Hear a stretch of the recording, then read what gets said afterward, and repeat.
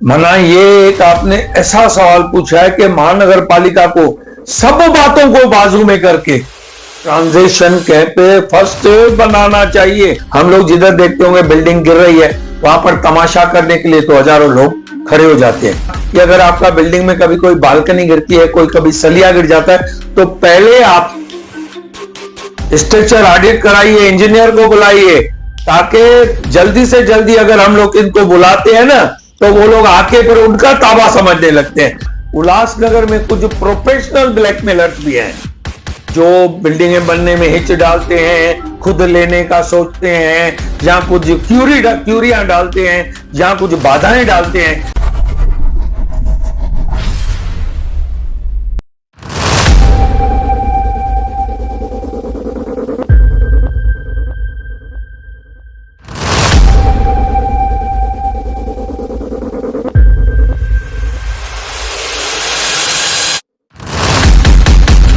दोस्तों नमस्ते। सिटी उल्लास लाइव के आज के एपिसोड में मैं चंदन नारायण आपका स्वागत करता हूं। दोस्तों, कल रात 9 और 10 बजे के दरमियान उल्लासनगर से फिर से ऐसी एक खबर आई जिस खबर की वजह से पूरे उल्लासनगर की कई सारी बिल्डिंगों में रह रहे लोग फिर से सहम गए।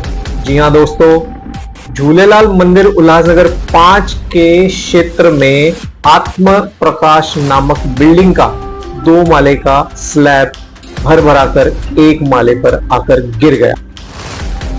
किसी आती हुई बड़ी अनहोनी को भांपकर उन 6 से 7 परिवारों ने अपना आशियाना छोड़ दिया और बिल्डिंग महानगर पालिका द्वारा सील कर दी गई। दोस्तों, आज जब हम उसी बिल्डिंग का संज्ञान लेने पहुंचे तो हमारी हिम्मत नहीं हुई किसी से भी बात करने की, क्योंकि कुछ ही पलों के अंदर एक हादसा होता है और सारे जो परिवार हैं अपना पूरा जान माल छोड़कर अपना आशियाना छोड़ने पर मजबूर हो जाते हैं।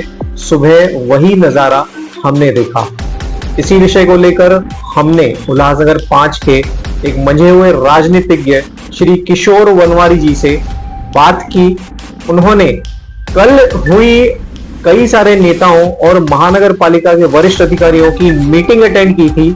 आइए उस मीटिंग में क्या डिस्कशन हुआ, क्या उल्लासनगर के ऐसी बिल्डिंगों का भविष्य तय किया जाएगा, आइए जानते हैं किशोर वनवारी जी से। किशोर सर नमस्कार, सिटी उल्लास लाइव में सर आपका स्वागत है। किशोर सर, उल्लासनगर 5 चालिया साहब मंदिर के इधर फिर एक आत्म प्रकाश नाम की बिल्डिंग का स्लैब जो है अचानक से कल रात को गिर पड़ा, जिसमें फिर से उल्लासनगर में यह एक सवाल प्रमुख तौर पर सबकी जबान पर है कि आखिर उल्लासनगर का ऐसी बिल्डिंगों के मामले में भविष्य क्या है और आप जैसा मंझा हुआ राजनीतिज्ञ इस बारे में क्या सोच रखता है। आपका धन्यवाद। सबसे पहले बताना चाहूंगा कि जो अभी उल्लासनगर की परिस्थिति है ये बहुत चिंताजनक है, लेकिन जो कहते हैं कि जो 95, 96, 97 में बिल्डिंगें बनी है, तब रेती का स्ट्राइक था, तब उल्वान की रेती जिसे भूसा कहा जाता है, और ग्रीट के ऊपर जितनी भी बिल्डिंगें बनी है उनको आगे न पीछे, पीछे न आगे दिक्कत थोड़ी बहुत और आने वाली है। मैं आपको अंधेरे में नहीं रखूंगा, लेकिन जरूरी नहीं है कि जो बिल्डिंग का सलिया, जो बालकनी गिर जाए, थोड़ा सीलिंग गिर जाए, तो उसके लिए हम लोग उस बिल्डिंग को डेंजर घोषित कर दिए, ऐसा नहीं है। उसके लिए प्रोसीजर है, स्ट्रक्चर ऑडिट होनी चाहिए। उसकी उस स्ट्रक्चर ऑडिट में ये क्लियर होना चाहिए कि वो बिल्डिंग रिपेरेबल है या नहीं है। रिपेयरिंग हो सकती है, फिर उसको बना सकते हैं। अगर वो सचमुच स्ट्रक्चर ऑडिटर कहे, ऑडिट करने वाला इंजीनियर, कि भाई ये डेंजर है, इसको तोड़ के ही बनाना पड़ेगा, तो एक अलग इशू है। उसमें भी हमारे आपस में जो रहने वाले हैं वो मतभेद छोड़ के, और अभी जो कल हमारे आमदार साहब कुमार अलानी साहब के पास 1.5 घंटा मीटिंग हुई, हमारे एडीटीपी साहब आए थे। एडीटीपी साहब ने सब हमें बताया, हम लोगों ने सब ये बातें क्लियर करके ली कि रेगुलाइजेशन कैसा होगा, कितना टाइम का पीरियड देंगे। जो शहर में बिल्डिंगें टूटी हैं उन बिल्डिंगों का जो टूटी है बिल्डिंग है, फिर उन बिल्डिंगों को रीडेवलपमेंट कैसे किया जाएगा। तो हम एडीटीपी साहब को अच्छी जानकारी थी, उन्होंने सब हमें बताया कि अभी ये कायदे के तहत पहले जो 6-7 माला नहीं हो सकता था, अब वो भी रेगुलाइज होगी, और जो ये कायदा आया है, ये कायदा आया, उन्होंने बहुत कायदे बताए जो हमारे सदस्यों ने, बहुत से लोगों ने नोट किए। तो ये एक अच्छी पहल है। और उन्होंने कहा कि भाई अभी रेगुलाइजेशन का जो सॉफ्टवेयर है वो अभी हमने रेडी कर दिया है, अब हम चालू करने वाले हैं। और 5 जो कंस्ट्रक्शन हम रेगुलाइज करेंगे वो डायरेक्ट डीसीएम साहब के हाथ से डी फार्म 5 जनों को देंगे। वनवारी जी, एक यहाँ पे प्रश्न उभर के आ रहा है कि अगर कोई उल्लासनगर का रहवासी, जिस बेचारे की बिल्डिंग लगभग गिरने के कगार पे है, तो उसके मन में एक यह चीज उत्पन्न होती है कि आखिर अगर मैं रीडेवलपमेंट करूंगा तो मुझे कागजी कार्रवाई के बहुत बड़े मकड़ जाल से गुजरना पड़ेगा। तो इस मकड़ जाल को खत्म करने के लिए क्या यहाँ के की राजनीतिक पार्टियां और उल्लासनगर महानगर पालिका कोई सिंगल विंडो सिस्टम शुरू करने वाली है क्या? सर, इस बारे में रोशनी दीजिए। देखिए, कल एडीटीपी साहब से हमने बताया कि आप लोग अगर ये फिर नाटक करने वाले हैं कि भाई पहले जहां ये करो कि तुम टीएलआर लाओ, प्रॉपर्टी कार्ड लाओ, ये लाओ, वो लाओ, अगर ये हम लोगों ने बातें करना शुरू की, ये कागज चाहिए, तो कोई भी बिल्डिंग रेगुलाइज नहीं होगी। तो उन्होंने कहा, उनको हमने समझाया भाई ये जो कायदा 2005 का आया है, ये काय के लिए आया है कि अनऑथोराइज कंस्ट्रक्शन को रेगुलाइज कर रहे हैं। अगर वो रेगुलाइज ही है, जीनियन ही है, कायदे से ही बनेला है, तो कोई भी रेगुलाइज क्यों कराएगा। उसके लिए उनको हमने जरनशीन कराया कि उन्होंने फिर रास्ता खुद भी बताया कि भाई जिसके पास हाउस टैक्स पावती है उसमें मैप क्लियर कट है कि भाई इतना इनका बनेला है। हमारे पास जो पार्टी वो कागज भी देगा ना, और जो पहले कागज ये दो वो अभी निकाल दिए हैं, और पहले फाइनल अथॉरिटी थी कलेक्टर, अब कारपोरेशन का कमिश्नर या एसडीओ साहब करेंगे फाइनल। तो अभी उन्होंने ये कहा है कि भाई अभी हम जब भी जो आदमी अप्लाई करेगा रेगुलाइजेशन के लिए, उसी टाइम हम लोग उसका जो रेगुलाइज करने के लिए ऑनलाइन करेंगे, ऑनलाइन सॉफ्टवेयर रेडी ऑनलाइन करके उसी टाइम एसडीओ को भेज देंगे। फिर वो उसमें ये भी होगा कि उसको खाली प्लॉट है तो कन्वेंस डीड रेगुलाइज करने के लिए एसडीओ उनको मार्केट वैल्यू के हिसाब से पैसा लेके कन्वेंस डीड भी और रेगुलाइज करेगा। जितना कंस्ट्रक्शन बनेगा है उतना भी रेगुलाइज हो जाएगा। जिनकी टूट गई है वो रीडेवलपमेंट के लिए भी डालेंगे तो वो भी पास होगा। और उसका मुद्दा ज्यादा में ज्यादा हर आदमी के लिए, वो बोल रहे थे ज्यादा में ज्यादा 15 दिन के अंदर हम पार्टी का जो है वो रेगुलाइज के लिए वो डालेगा, 15 दिन के अंदर डी फार्म देंगे, जाइए हमारे तरफ से आप अभी काम चालू कर सकते हैं या आपका कंस्ट्रक्शन रेगुलाइज हो गया। वनवारी साहब, ये तो उल्लासनगर मंदिरों, टिकाणों, दरबारों और आश्रय जो देने वाले लोग हैं उन सभी अच्छे लोगों का शहर है। पर अगर यहाँ पे इतने ज्यादा मंदिर टिकाणे नहीं होते और उल्लासनगर की अभी की परिस्थिति को देखते हुए जिस तरीके से डेंजर जोन में कई सारी बिल्डिंगें हैं, तो लोग अचानक से आशियाना अपना खत्म होने के बाद जाए कहां, ये एक बहुत बड़ा प्रश्न है। तो क्या महानगर पालिका को बहुत जल्दबाजी में ट्रांजिशन कैंप बनाना चाहिए या नहीं बनाना चाहिए? सर, क्या सलाह देंगे आप? मना, ये एक आपने ऐसा सवाल पूछा है कि महानगर पालिका को सब बातों को बाजू में करके ट्रांजिशन कैंप फर्स्ट बनाना चाहिए, ताकि जो आदमी बेघर या बेरोजगार हो, कारपोरेशन की तरफ से इतनी तो उसको सहूलत मिले कि रहने के लिए आशियाना मिले। ये तो एक महत्वपूर्ण बात है। लेकिन क्या हुआ है कि पूरे उल्लासनगर में 250 प्लाट रिजर्वेशन है।